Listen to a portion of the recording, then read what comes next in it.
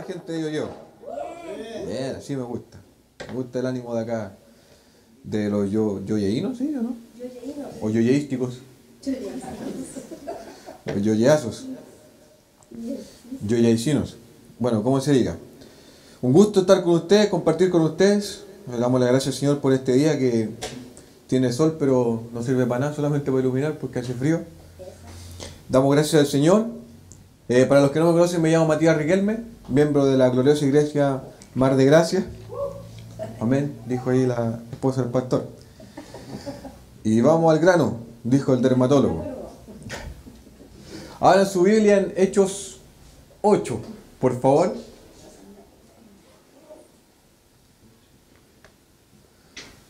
Hechos 8, versículos del 4 al 9. 4 al 25. Me he equivocado. No, sí, eso no corre, es del 4 al 25. 8. Se quedó la lumbre encendida. Esperando la pava. Porque quiere ir para el agua. Del 4 al 25. Hechos capítulo 8, versículos 4 al 25. ¿Lo tienen todo? Los que tienen las Biblias verdes pudieran hacer foco para poder leer bien. Yo no puedo leer.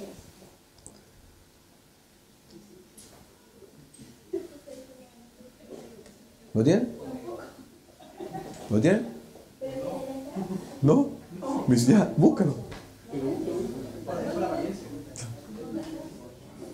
¿Lo tienen todo? Amén.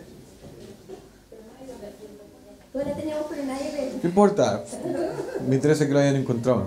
Ya, el 8, el 4. Amén. ¿Lo tienen todo? ¿Alguno quiere misericordia? Bueno, lo voy a leer. Dice así. Pero los que fueron esparcidos iban por todas partes anunciando el Evangelio. Entonces Felipe, descendiendo a la ciudad de Samaria, les predicaba a Cristo. Y la gente, unánime, escuchaba atentamente las cosas que decía Felipe, oyendo y viendo las señales que hacía.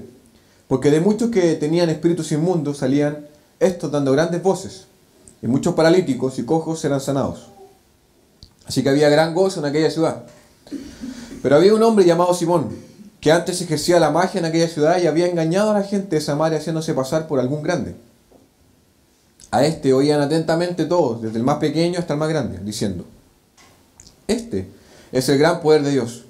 Y le estaban atentos porque con sus artes mágicas les había engañado por mucho tiempo. Pero cuando creyeron a Felipe, que anunciaba el Evangelio del reino de Dios y el nombre de Jesucristo, se bautizaban hombres y mujeres. También creyó Simón mismo, y habiéndose bautizado estaba siempre con Felipe. Y viendo las señales y grandes milagros que se hacían, estaba atónito.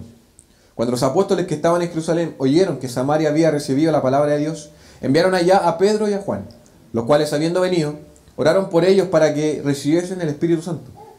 Porque aún no había descendido sobre ellos porque aún no había descendido sobre ninguno de ellos, sino que solamente habían sido bautizados en el nombre de Jesús.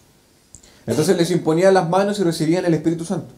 Cuando vio Simón que por la imposición de las manos de todos los apóstoles se daba el Espíritu Santo, les ofreció dinero, diciendo: dadme también a mí este poder, para que cualquiera a quien yo impusiera las manos reciba el Espíritu Santo. Entonces Pedro le dijo: tu dinero perezca contigo, porque has pensado que el don de Dios se obtiene con dinero. No tienes tú parte ni suerte en este asunto, porque tu corazón no es recto delante de Dios. Arrepiéntete pues de esta tu maldad, y ruega a Dios si quizá te sea perdonado el pensamiento de tu corazón. Porque en hiel de amargura y en prisión de maldad veo que estás. Respondiendo entonces Simón dijo: rogad vosotros por mí al Señor, para que nada de esto que habéis dicho venga sobre mí. Y ellos, habiendo testificado y hablado la palabra de Dios, se volvieron a Jerusalén, y en muchas poblaciones de los samaritanos anunciaron el Evangelio. Amén. Oremos. Amado Dios, te damos las gracias por un día que tú nos has regalado. Y te quiero pedir que tú seas utilizándome a mí, Señor, para que tu mensaje, para que tu palabra, Señor, sea predicada en los corazones de estas personas y al mío también, Señor. Danos guía y paciencia, Señor, y sobre todo humildad para escuchar tu palabra. Oramos en tu nombre, confiando y nos escuchas. Amén. La semana pasada estuvimos hablando de Esteban. ¿Lo recuerdan? Sí. Este diácono escogido de la iglesia de Jerusalén, escogido por la misma iglesia, y junto con él habían otros 6 hombres más, y dentro de esos 6 estaba Felipe, un diácono y un hombre que según los requisitos que pedían los mismos apóstoles, un hombre lleno del Espíritu Santo. Era un momento bien importante, porque luego de que Esteban fue muerto, fue asesinado, comenzó esta persecución en la iglesia. Comenzó esta persecución al nombre de Jesucristo y a quienes le seguían. Por lo tanto, hubieron consecuencias. En ese momento, las primeras consecuencias que existieron fue el huir, el arrancar. El texto nos dice los que se habían dispersado. O sea, la gente de la iglesia de Jerusalén estaba huyendo, estaba arrancando de todo lo que pasó en ese momento allá en Jerusalén. Estaba arrancando de quienes le perseguían. Y es interesante porque Felipe era uno de ellos, ¿ya? Este personaje, como les decía, fue un diácono de la iglesia de Jerusalén, un hombre lleno del Espíritu Santo, escogido por la misma iglesia. Felipe llegó a una ciudad en Samaria, ¿bien? Nos dice el texto que llegó a esta ciudad luego de haberse dispersado, junto con otros más, porque se dispersaron varios, pero los apóstoles seguían juntos. Pero quería lo interesante, lo que tenían estas personas que se dispersaron. El texto dice, los que se habían dispersado, predicar la palabra de Dios donde quiera que iban. Y es interesante porque estas personas que se dispersaron, que estaban conscientes de la persecución, que reaccionaron a esta persecución, salieron huyendo. Pero lo interesante de esto es que estas personas obviamente no tenían un lugar fijo donde ir y ni siquiera un objetivo al cual llegar, porque esta persecución se dio. Quizás muchos de ellos improvisaron una huida. Lo interesante y lo hermoso también es que estas personas huían y llegaban a distintos lugares, pero mientras iban siendo perseguidos, iban predicando la palabra del Señor. Del lugar del que ellos fueron perseguidos y del que huyeron, hacia donde el lugar sea cual sea el que fueron. En este caso Felipe llegó a Samaria. Estos personajes iban predicando la palabra del Señor. Su objetivo no era solamente, ok, aquí prediqué, me persiguieron, huyo, llego a un lugar y predico allá. Su objetivo era, aquí me pillaron, aquí prediqué, y mientras llego al lugar que voy a seguir predicando. Y cuando llegue allá voy a seguir predicando. Y si tengo que huir de allá, también voy a arrancar. Pero mientras vaya de allá para acá, o de para acá o para allá, voy a predicar la palabra del Señor. Felipe era uno de ellos. Felipe llega a Samaria. Y cuando llega a Samaria, automáticamente se pone a predicar la palabra del Señor. Él no llega a descansar, él no llega a refugiarse. Él llegó, y cuando llegó allá, llegó a predicar la palabra del Señor. Llegó a enseñar este mensaje maravilloso de vida, de esperanza, de justicia, de verdad. Y llega ahí, a un pueblo que tenía conflictos con el suyo propio. Y se instala ahí a predicar la palabra del Señor. Y no solo la predica. También por medio del Espíritu Santo, Él hace señales, milagros. ¿Qué sucedía cuando veían las señales que realizaba este personaje? Era una novedad, era algo completamente espectacular. Y reconozcámoslo, en nuestro siglo también debe ser algo espectacular. Porque hoy en día no existen personas que hagan milagros, no los hay. Aunque digan personas que no existen. Sin embargo, hay milagros. Y cuando somos testigos de que una persona quizá terminal es sanada milagrosamente, quedamos no solamente nosotros impresionados, sino también los doctores. ¿Y cuántas veces no hemos escuchado historias que siempre llegan a la misma conclusión? Es algo inexplicable, es algo que no podemos nosotros entender, y muchos doctores dicen, es un milagro. Y nosotros quedamos impresionados, quedamos maravillados por esta manifestación de la gloria y de la misericordia del Señor. Entonces díganme si no en aquella época, cuando estas personas veían que una persona era utilizada por el Espíritu Santo y hacía milagros. No era como andar un día normal común en la calle y ver, por ejemplo, en el paseo humano. Son cosas normales, cotidianas, que todos vendemos, personas vendiendo, personas quizás peleando, las micros, bla, bla. Son cosas normales que vemos todos los días. Pero lo que hacía Felipe no era normal, no era común y silvestre. Rompía con el esquema del diario vivir de Samaria. Esto que estaba sucediendo en Samaria era completamente nuevo. Y no solo por el mensaje que estaba siendo entregado, sino también por las formas que estaba siendo entregado. El versículo 7 dice, de muchos endemoniados los espíritus malignos salían dando alaridos, y un gran número de paralíticos y cojos quedaban sanos. Felipe no solo estaba dando buenas nuevas de Cristo, también estaba manifestando lo que significa el mensaje de Cristo en la vida de las personas. Estaba haciendo de forma palpable la renovación de vida que Cristo, que significa servir a Cristo. Paralíticos y cojos eran sanados. Nueva vida en Cristo estaban teniendo, de una forma física, de una forma visible, de una forma tangible, palpable. Y es interesante también porque salían espíritus endemoniados dando alaridos de algunas personas. O sea, esto estaba haciendo una total revolución donde las personas miraban y quizás no entendían y quedaban y se hacían preguntas cómo este hombre llega acá y hace estos milagros, porque lo que estaban viendo era nuevo, aunque sin embargo tenían a Simón, porque Simón estaba antes que Felipe. Pero lo que estaban viendo era totalmente nuevo porque estaban viendo una verdad, una justicia, otra intención en lo que hacía Felipe. Felipe no estaba buscando su propia gloria, Felipe estaba buscando predicar la palabra del Señor. Y Felipe estaba buscando sanar a esas personas para dar a conocer el Evangelio, para dar a conocer esta palabra del Señor. Estaba buscando sanar a estas personas para que estas personas y todas las que lo vieran entendieran lo que significa vivir, tener nueva vida en Cristo Jesús. Estas señales eran testimonios para las personas, testimonios que les daba a conocer el Evangelio, la muerte de Cristo en la cruz y su segunda venida. Eran señales llenas de esperanza, eran señales llenas de humildad, de verdad, de consecuencias, de bendición para quienes la escuchaban, para quienes las veían y para quienes sobre todo creían en ella. Lo interesante de esta parte de la historia, porque esta historia se podría dividir en tres partes, que la primera es la de Felipe, es cómo termina los versículos del 4 al 8.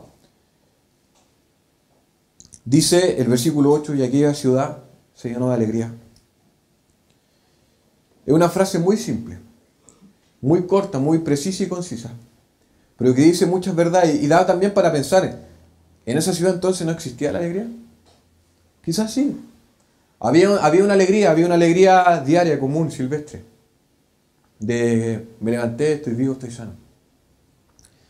Pero el punto de aquella ciudad se llenó de alegría es que esa alegría con la que se llenó Samaria tenía completa relación con el Evangelio y la salvación de Cristo Jesús que estaba siendo anunciada por Felipe. La alegría con la que se llena Samaria tenía completa relación con la esperanza de nueva vida en Cristo Jesús. La alegría con la que se estaba llenando Samaria tenía completa relación con la esperanza de yo ser sanado, no solamente físicamente, sino también de tener una nueva esperanza de vida nueva en Cristo Jesús. De poder conocer de que mis pecados fueron perdonados. De poder conocer esta verdad de este hombre que resucitó. De este Dios que envió a su Hijo a morir por mí en la cruz. De este Cristo que murió por mí en la cruz. Y que ahora me permite conocerle, tener una esperanza de nueva vida y poder predicar y llevar su palabra donde quiera que voy. Porque estas personas no estaban escuchando simplemente para guardarse ese secreto. Estaban escuchando y se llenaron de alegría y escucharon para poder llevar esta palabra a donde quiera que vayan, al igual que los apóstoles y las personas que estaban en esa iglesia que fue como eso se perseguía, como por ejemplo Felipe y Esteban.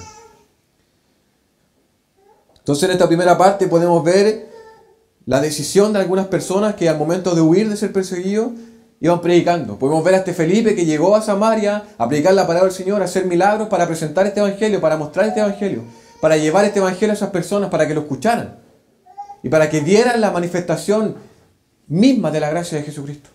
Y vimos también que podemos ver que esta ciudad se llenó de alegría, se puso contenta porque realmente conoció una verdad que era verdadera. Una verdad que traía esperanza, una verdad llena de justicia. Los versículos del 9 al 24 cuentan otra parte de la historia.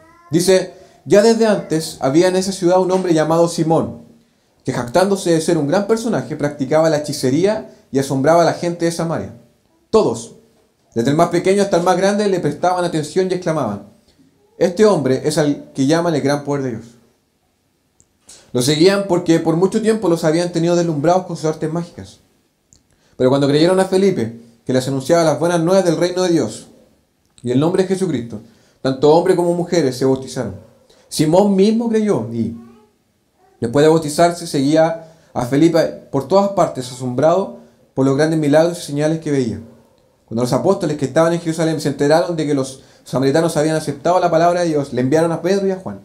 Estos, al llegar, oraron por ellos para que recibieran el Espíritu Santo, porque el Espíritu aún no había descendido sobre ninguno de ellos, solamente habían sido bautizados en el nombre de Jesús. Entonces Pedro y Juan les impusieron las manos, y ellos recibieron el Espíritu Santo. Al ver Simón que mediante la imposición de las manos de los apóstoles se daba el Espíritu Santo, les ofreció dinero. Y les pidió: denme también a mí ese poder, para que a todos a quienes yo les imponga las manos reciban el Espíritu Santo. Que tu dinero perezca contigo, le contestó Pedro, porque intentaste comprar el don de Dios con dinero. No tienes arte ni parte en este asunto, porque no eres íntegro delante de Dios. Por eso, arrepiéntete de tu maldad y ruega al Señor. Tal vez te perdone el haber tenido esa mala intención. Veo que vas camino a la amargura y a la esclavitud del pecado. Rueguen al Señor por mí, respondió Simón, para que no me suceda nada de lo que han dicho. Carlos, ¿me puedes traer un vasito con agua? Por favor. Como le estaba diciendo, desde antes ya que Felipe llegara ya había un personaje que se encargaba de impresionar a las personas. La diferencia era que este personaje utilizaba magia y obviamente eran artimañas. Ya en esa época habían charlatanes, como los conocemos ahora. Ya en esa época, cuidado Carlos, ya habían personas que estaban mintiendo y se estaban llenando los bolsillos. Gracias. Permiso. Y se estaban llenando los bolsillos y se estaban llenando de conocimiento y se estaban llenando de reconocimiento y vanagloria por medio del nombre de Dios. Todos conocemos esa historia hoy en día y que no nos impresione porque ya en la antigüedad existía. Simón el mago también cree en lo que Felipe predica.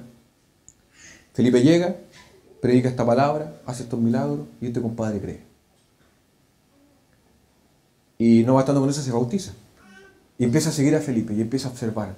Y como decía, en la mañana estaba aguja, pendiente de lo que Felipe estaba haciendo, pendiente de estos milagros y este poder que tenía Felipe. Estaba mirando qué podía hacer, qué no podía hacer. Estaba ahí pendiente de lo que Felipe estaba haciendo, estos milagros. Y creyendo en él, seguía por todas partes. Lo estaba siguiendo, pendiente de él. Simón hacía con sus supuestos milagros. Pero la diferencia es que con estos milagros que él tenía no tenía comparación con los que Felipe hacía. Porque el poder que supuestamente tenía Simón venía de él. Pero sin embargo, lo que venía de Simón venía del Señor para su propia gloria y alabanza. Luego de que Simón lo siguiera, se bautizaran muchas personas, las personas creyeran, estuvieran en este conocimiento del Evangelio del Señor, los apóstoles se enteran. Se enteran de esta situación y envían a dos de ellos, Pedro y Juan. Pedro y Juan llegan a este lugar y se dan cuenta de lo que efectivamente estaba sucediendo. Entonces ellos empiezan a bautizar a las personas y le imponen las manos para que el Espíritu Santo, el Espíritu del Señor, venga sobre ellos. Y ellos así pueden tener el conocimiento y se puede abrir su cabeza y su corazón. Y pueden ser capacitados por este Espíritu Santo para llevar la palabra de Dios por donde quiera que vayan. Y Simón también estaba ahí. También estaba ahí pendiente. Y cuando ve que los apóstoles hicieron ello, dijo: esto yo lo quiero para mí. Lo más probable es que Simón no lo haya dicho con un ánimo de humildad ni de predicar el Evangelio. Simón lo más probable es que lo haya dicho para obtener su propio beneficio.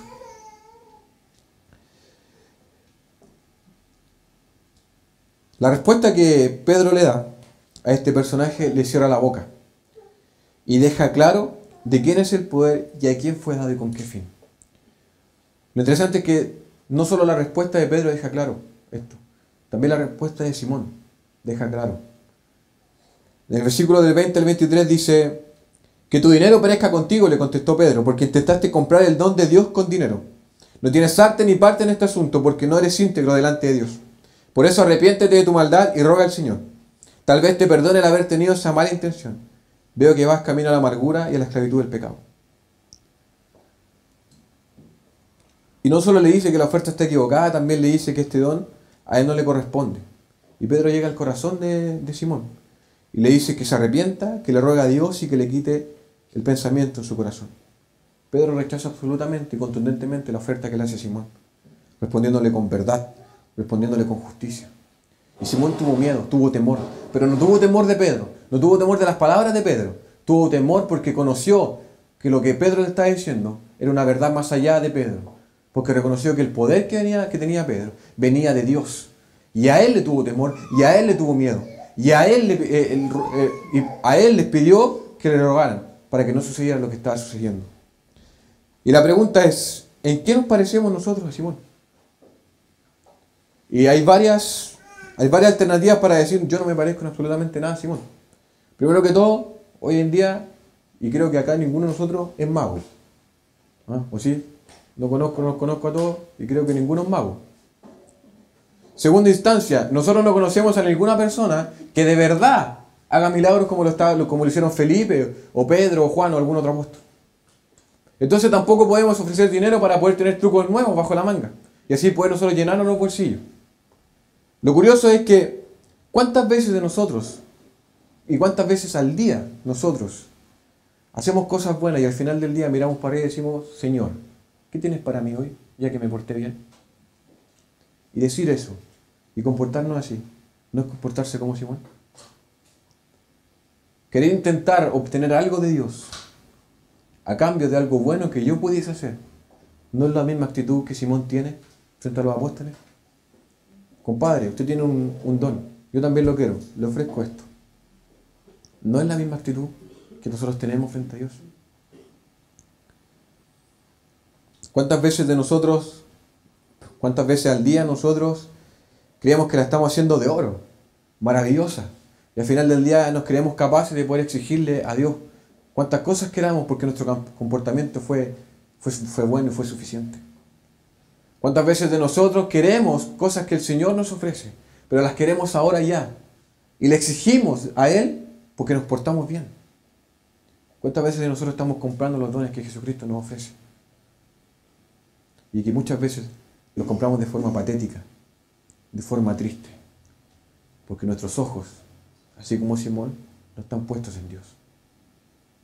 Están puestos en las bendiciones, están puestos en lo material, están puestos en lo que podemos obtener a cambio de lo que supuestamente podemos dar. Bajo ninguna circunstancia nosotros podemos ofrecer algo a Dios para que nos dé alguna cosa a cambio. Y pensar de esta manera nosotros nos aparta de muchas cosas como hijos de Dios. Nos priva de tenerlo a Él como prioridad. Y el tenerlo a Él como prioridad significa, básicamente, no predicar su palabra. El versículo 25 tiene básicamente la misma idea que el primer versículo. Dice, después de testificar y proclamar la palabra del Señor, Pedro y Juan se pusieron en camino de vuelta a Jerusalén y de paso predicaron el Evangelio en muchas poblaciones de los samaritanos. Y cuando hablamos de prioridad, en este caso, yo me refiero precisamente a eso. Cuando no tenemos a Cristo, a Dios como prioridad, no tenemos ninguna otra prioridad. Cuando no tenemos a Dios como nuestra prioridad, las demás supuestas prioridades no existen, no tienen sentido, no tienen cabida. Porque debe ser Cristo nuestra primera prioridad. Debe ser Dios nuestra primera prioridad. De esa manera nosotros vamos a ser capaces de entender muchas cosas. Entre esas, la capacidad que tenían estos apóstoles y estos siervos de Dios de ir y predicar. Y tenemos que entender de que el versículo dice, y de paso predicaron el Evangelio en muchas poblaciones de los samaritanos. Pedro y Juan iban a volver a Jerusalén. Y fue la misma idea que cuando los otros se dispersaron y venían. Ellos no dijeron, ok, estoy en Samaria, tengo que llegar a Jerusalén. Entonces, ¿qué hago? Agacho la cabeza y voy callado y voy derecho. Todo lo contrario. Ellos quisieron, mientras iban caminando camino allá, iban predicando la palabra del Señor. Llevaban la palabra del Señor, sin importar a quién predicarle la palabra del Señor, sin importar quién se cruzara por delante. Y es interesante porque en esa época ellos ya estaban siendo perseguidos. Ellos ya estaban siendo buscados por personas, no precisamente para darle las gracias, sino para matarlos, para torturarlos.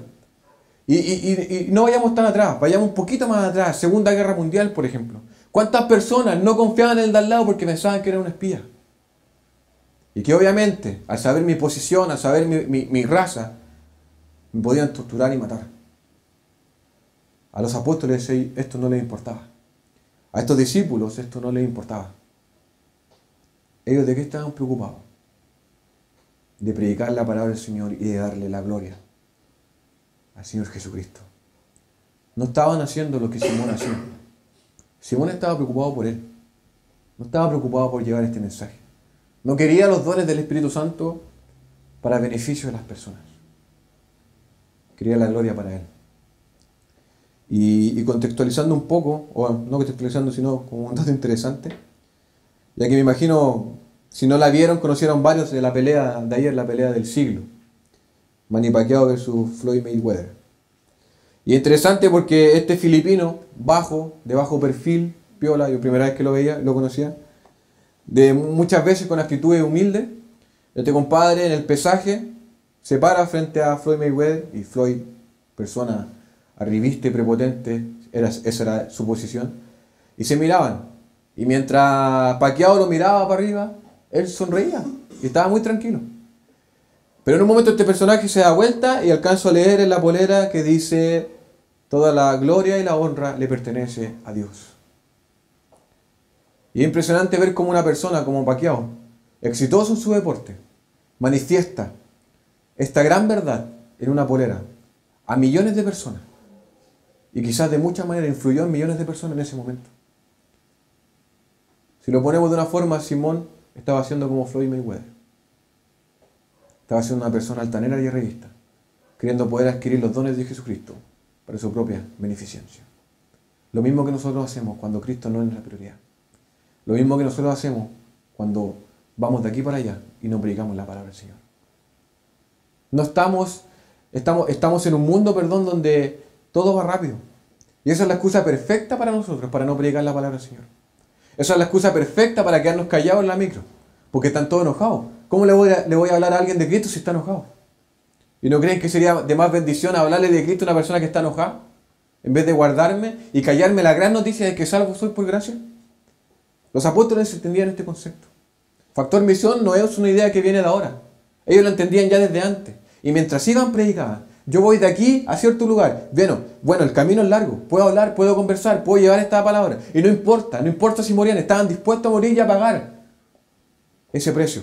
Y nosotros que tenemos la bendición de vivir en un país libre, donde podemos predicar nuestra palabra, donde nos podemos reunir libremente, no somos capaces de llevar la palabra del Señor. No somos capaces de ir y llevar este evangelio. No somos capaces de dar esta gran noticia, porque muchas veces somos egoístas y no entendemos lo maravilloso que tenemos en nuestro corazón.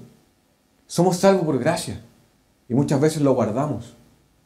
Y gran parte de nuestra vida lo guardamos por vergüenza, por miedo, por temores quizás patéticos e inservibles. ¿Cómo me voy a acercar yo a esa persona? Es mayor que yo. Entonces, ¿cómo tú te puedes relacionar con tu profesor en la universidad o en el colegio? ¿Cómo voy a relacionar yo con él si está enojado? Bueno, darle una buena noticia para que su enojo se aparte. Esa persona está pasando por un difícil momento. ¿Cómo me acerco? Bueno, tiene una noticia de esperanza en tu corazón. Dale a esa persona en este difícil momento la misma noticia que tú recibiste. Los apóstoles entendían eso y corrían mucho más rico que nosotros. Cristo les dijo: prediquen mi nombre, y obedecieron. Nosotros no somos distintos a los apóstoles. Somos igual de pecadores. ¿Por qué nos cuesta tanto llevar esta palabra? El hecho de que haya llegado el Evangelio a Samaria significa que ya la puerta se abrió. Recordemos que en un momento solamente el pueblo judío era y tenía la papa. Cristo dijo: salgan de aquí y prediquen a toda criatura. A toda criatura. Hechos 1:8 dice: y me seréis testigos en Jerusalén, en toda Judea, Samaria y hasta lo último de la tierra. Ya estaban llegando a Samaria. Faltaba lo último de la tierra. Y eso también corre para nosotros. Y mucha gente habla de que Chile es el último lugar del mundo. Nosotros tenemos que mirar para el otro lado y decir: es el último lugar del mundo. E ir para allá. Y tener nuestros ojos puestos allá. Nuestro corazón puesto en Cristo. Para ser capaces de abrir esta puerta nuevamente y llevarla para allá. Sin miedo, sin temores, sin cuestionamiento. Llevar la palabra de Jesucristo, como Él nos dijo, hasta lo último de la tierra. Imitemos a estos personajes. De mi universidad a mi casa. De mi casa a la iglesia. Porque creemos que basta con venir los domingos a la iglesia. Pero no hay cosa más triste que moverme de mi casa a la iglesia sin hablar con nadie. Lo maravilloso que es Jesucristo. No hay cosa más triste que ser un cristiano egoísta, que no sea capaz de predicar la palabra del Señor. Alegrémonos, hermanos, porque a nosotros no nos salvó el hombre araña. Nos salvó Jesucristo. Y no nos salvó de un atropello. Nos salvó de la muerte eterna. Y envió a su Hijo a morir por nosotros. ¿Por qué nosotros vamos a ser egoístas? Y no a llevar la misma noticia a personas que afuera están angustiadas, enojadas, desesperadas, que viven una falsa felicidad y que están desesperados y sedientos por la palabra de Cristo. Nadie te dice que seas amigo de todo el mundo, pero Cristo sí te dice una cosa: predica mi palabra. No solamente con palabras, lleva una vida de culto y de alabanza a mi nombre. Y eso también es una forma de predicar el Evangelio. Seamos consecuentes con lo que decimos amar y digámoslo a concho. Y vivir esto también significa compartirlo. Compartámoslo con alegría y con gozo, sin temor, sin querer hacerlo para nuestro propio beneficio, sin buscar despreciar el sacrificio de Cristo en nuestra vida, sino que busquemos alabar y glorificar su nombre. Él ya envió el Espíritu Santo a nosotros, y este Espíritu Santo nos capacita y nos guía para llevar esta verdad hasta lo último de la tierra. Alegrémonos, porque esa puerta ya fue abierta. No dejemos que se cierre. No seamos egoístas y disfrutemos esta maravillosa noticia de que Cristo viene y viene a buscar a su pueblo. Démosle esta esperanza de vida a las personas que la necesitan. No es necesario conocerla, simplemente es necesario llevar esta palabra y ahí vamos a poder conocer a la persona. Oremos.